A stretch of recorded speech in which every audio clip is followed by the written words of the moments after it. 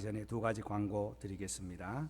이번 주일은 야외 예배입니다. 여러분 주위 분들이나 또 그동안 교회에 나오지 않는 분들 연락하셔서, 저도 개인적으로 하고 있습니다만 하셔서 함께 친교회 시간 갖기를 바라고요. 간단한 복장을 가져오셔서 마치시고 또 즐거운 게임도 하고 또 좋은 시상품도 남성교회에서 준비하고 있습니다. 그런 시간 갖기를 바라고요. 오늘 프로젝트 대신에 TV를 임시로 놓았는데 여러분 보시기에는 좀 어떠세요? 뒤에서 잘 보이세요? 예. 그래서 위치를 어디 할까 많은 고민을 하고 있습니다. 지금도 하고 있고요. 여기 나왔다 저기 나왔다 또 많은 고민을 하고 있는데 여러분 좋은 의견 있으시면 말씀해 주시면 참고해서 모든 분들이 편안하게 예배드릴 수 있도록 그렇게 조치를 하겠고요. 이 TV는 82인치입니다. 요 위에 86인치가 있는데 디스플레이여서 박스가 없어가지고 저희들이 운반을 운송하기 힘들어서 며칠 걸릴 것 같아서 우선 설치를 하고 최종 결정을 할 때는 벽에 달든지 이 자리에도 놔봤고요. 강대상을 중간에도 해봤고요. 여러 가지를 해보았습니다. 다 좋았습니다. 예, 그러나 더 중요한 것은 깨끗하게 볼 수 있도록 뒤에 계신 분들까지 화면에 보이지 않는다 이 말씀이 안 나올 수 있도록 최대한 노력을 하고 준비를 하도록 하겠습니다. 의견이 있으면 위치나 이런 부분까지 말씀해 주시면 감사드리겠습니다. AD 64년 7월 19일은 그리스도인에게 잊을 수 없는 또 잊혀질 수 없는 날입니다. 로마의 대화재 사건이 바로 이날 일어났죠. 그래서 로마 전체가 화마로 잿더미가 되었고요. 네로 황제가 술에 취해 시흥을 돋구기 위해서 방화했다는 루머가 퍼지자 네로 황제는 이 책임을 또 방화 주범을 기독교인들에게 돌려서 정식적으로 핍박을 시작했습니다. 이 네로 황제는 지난주에 우리 보았던 글라우디오 황제의 양아들입니다. 친아들은 아니고 양아들이었는데 얼마나 악독하게 핍박을 시작했던지 성도들이 그 핍박에 견디기가 참 어려웠습니다. 250년 동안 그 핍박이 계속 진행되는데 AD 313년까지 초대교회에 있어서는 핍박기라고 볼 수 있습니다. 이 베드로서가 기록될 때는 이 핍박기의 초창기였습니다. 그래서 사람들이 이 핍박 때문에 참 어려움을 겪던 시기였어요. 핍박받는 성도들에게 가장 필요한 것은 무엇일까요? 소망 아니겠습니까? 소망이 있으면 핍박도 이길 수 있습니다. 내일에 대한 꿈을 가지고 있다면 핍박도 이길 수 있고 어려움도 이길 수 있어요. 로마의 대화재와 같이 제가 이번에 캐나다 갔을 때에 저희 집에서 한 100마일 정도 떨어진 곳에 산불, 아직 규명은 되지 않았습니다만 불로 인해서 한 동네 전체가 소화되어 버렸어요. 원주민들이 사는 중심으로 이루는 동네인데 1000여 명의 이재민 다 집을 다 몽땅 다 잃었습니다. 이런 일도 있었고요. 어제 뉴스 보니까 중국에서는 폭우로 인해서 14만 명의 이재민이 일어났더군요. 참 그 폭우가 갑자기 쏟아질 때에 노아 홍수 때 내렸던 그 폭우와도 같지 않았나 봅니다. 유럽에서는 코로나 변이로 인해서 다시 확산되는 급속화되는 소식이 들려오는 이때에 아무리 주위를 둘러보아도 소망이 없는 그런 시대에 우리가 서 있는 것 같습니다. 그러나 앞뒤 전후를 보아서 소망이 없을 때 위를 바라보면 소망이 생기는 줄 믿습니다. 오늘은 3절 말씀 보면 산 소망을 주신 우리 하나님, 우리 크리스찬들이 이 시대에 살면서 어떤 소망으로 살아야 할 것인가 하는 말씀을 우리에게 다시 말씀하고 계십니다.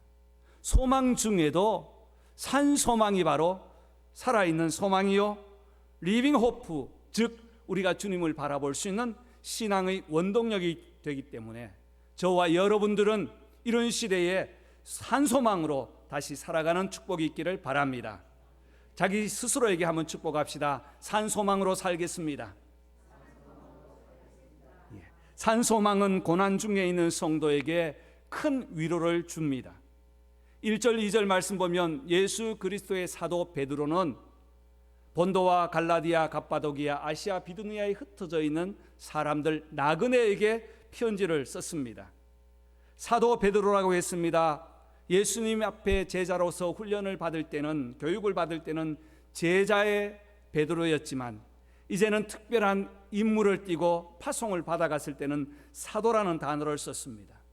베드로는 크게 세 가지의 이름을 가지고 있었는데 히브리식으로는 시몬이라고 하고 헬라식으로는 베드로라고 하고 아람어 말로는 게바라고 하는 이름도 가지고 있습니다.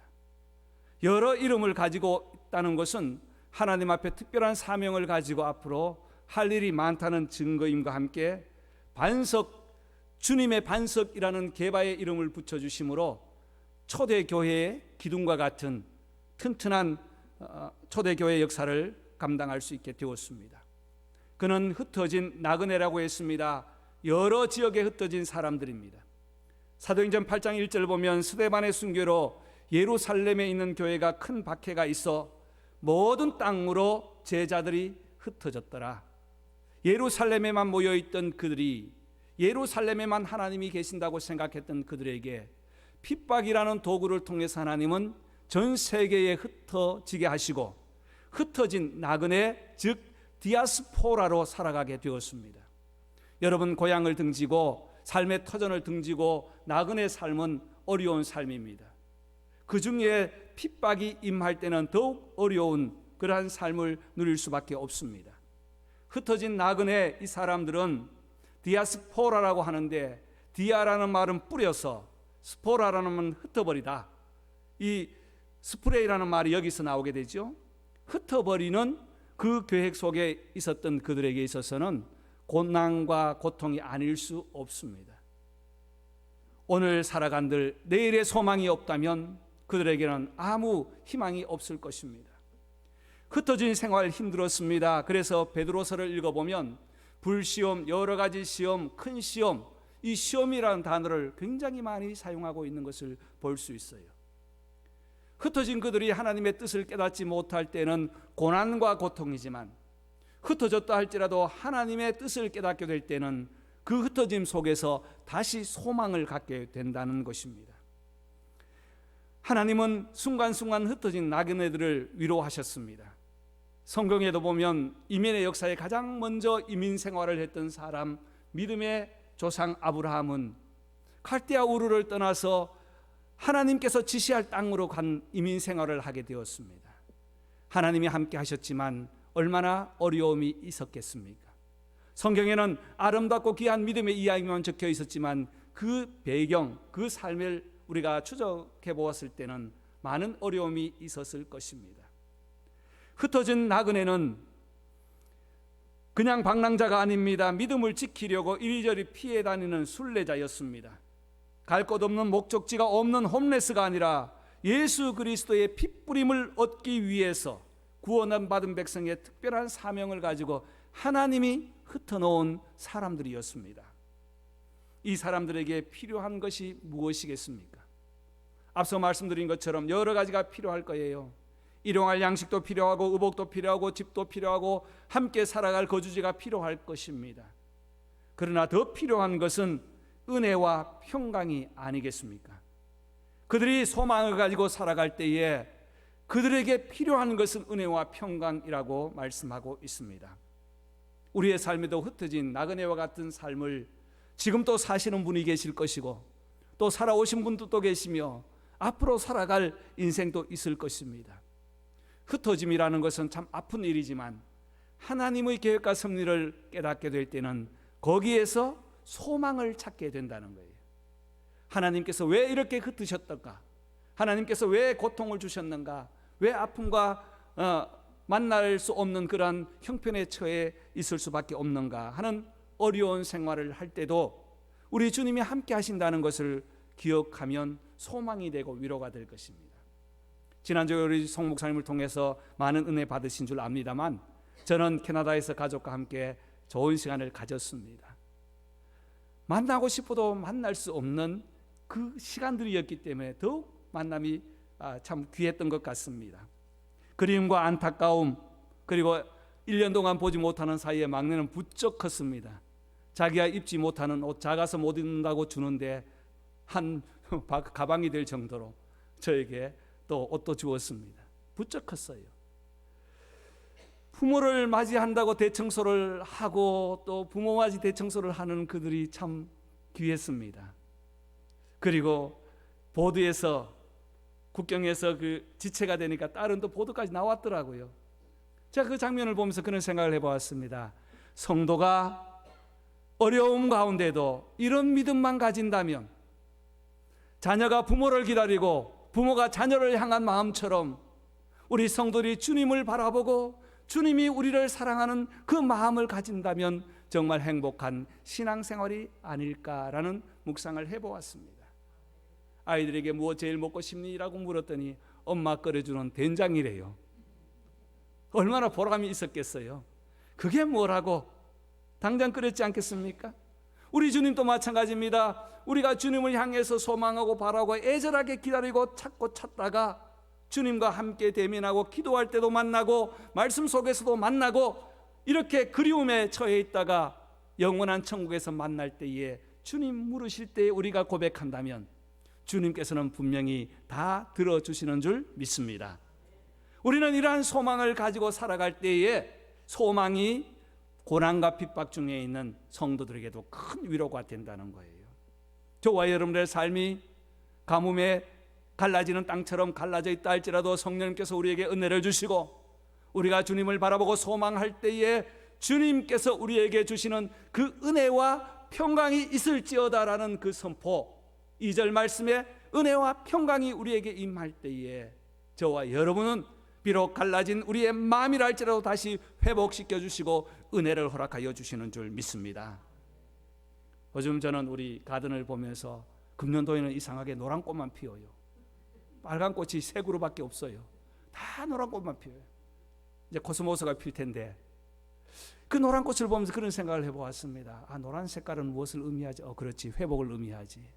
그래서 집을 나간 자식을 기다리거나 그 어떤 사고를 통해 가지고 기다릴 때에 노란 리본을 다 달지 않습니까?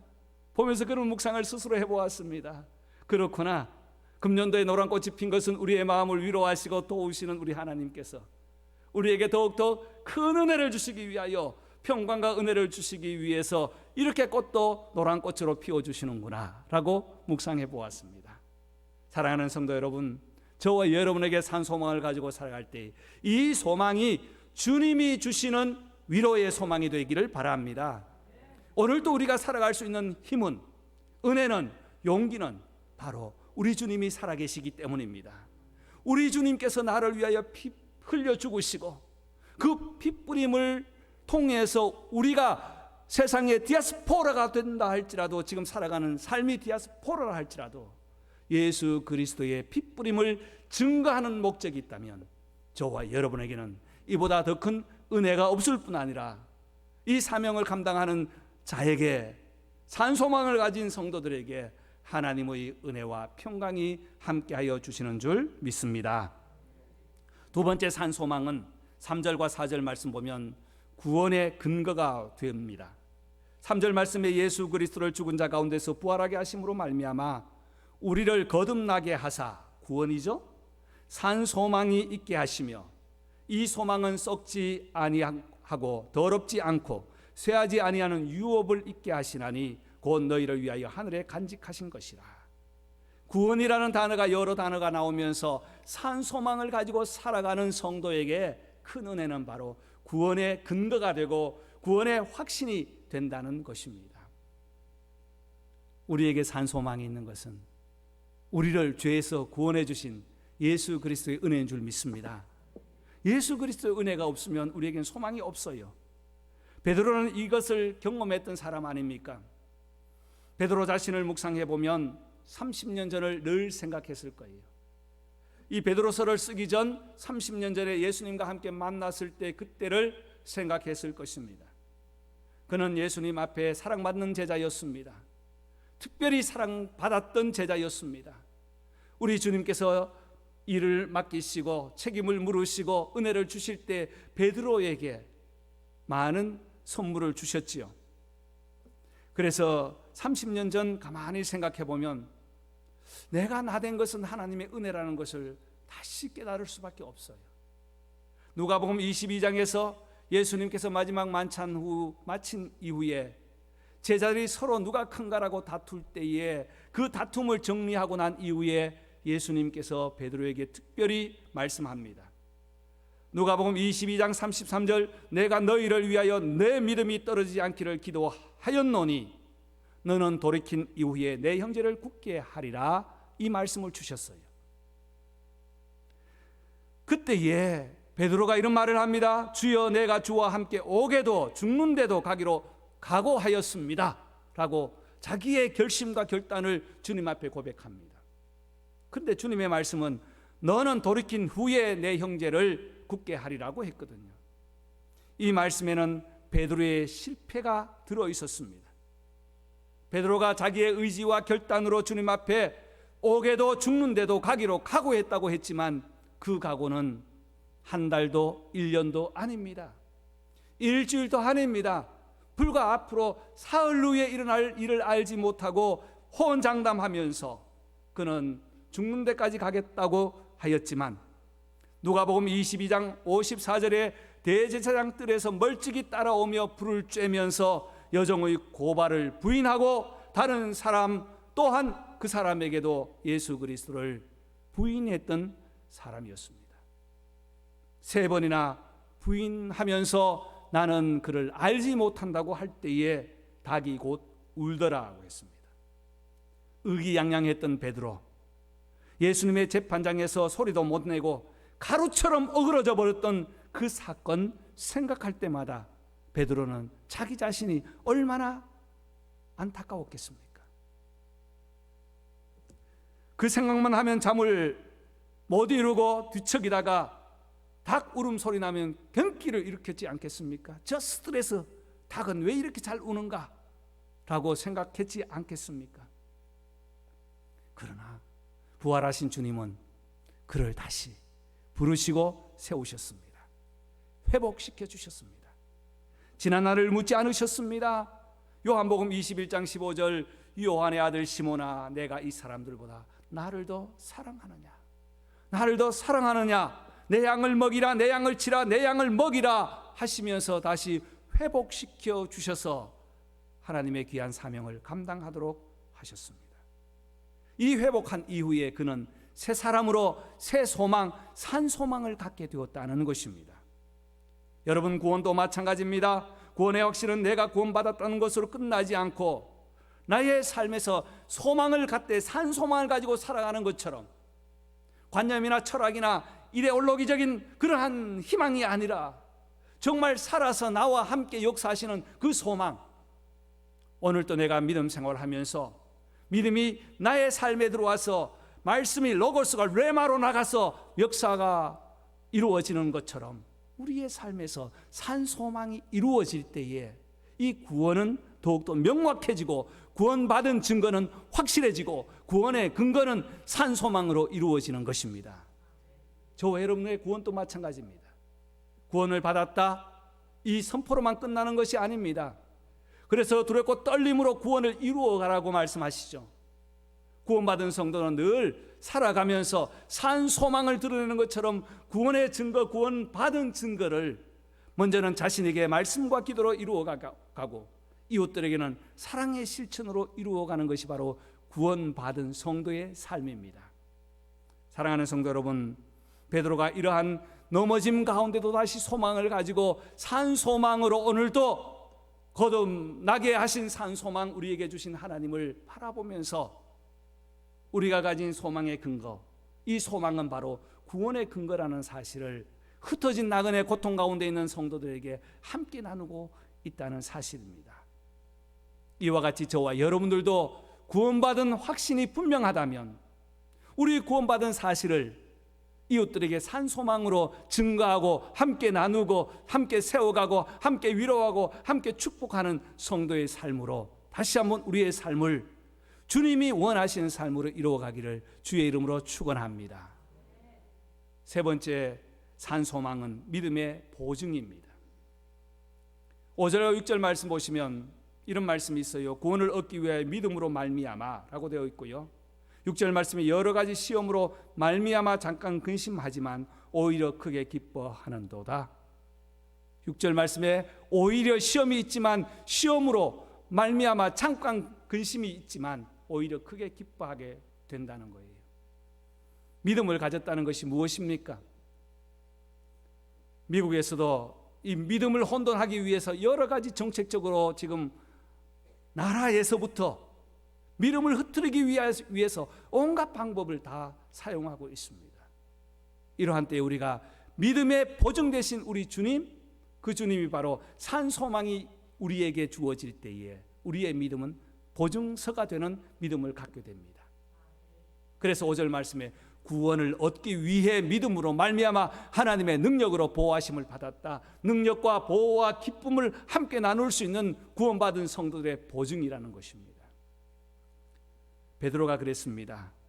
처음 주님의 귀한 은혜를 받고 다시 회복하고 난 이후에 예루살렘 교회에 공동체로 모였지 않습니까? 우리가 교회라고 하지만 사실은 그때는 교회는 체계도 없었고요. 함께 모였습니다. 그때 그는 회중들 앞에 서서 설교를 합니다.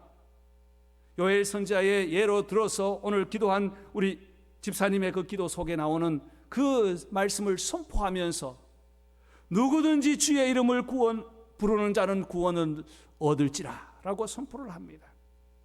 안전병의 은가금은 없거니와 나사렛 예수의 이름으로 일어나라고 선포를 합니다.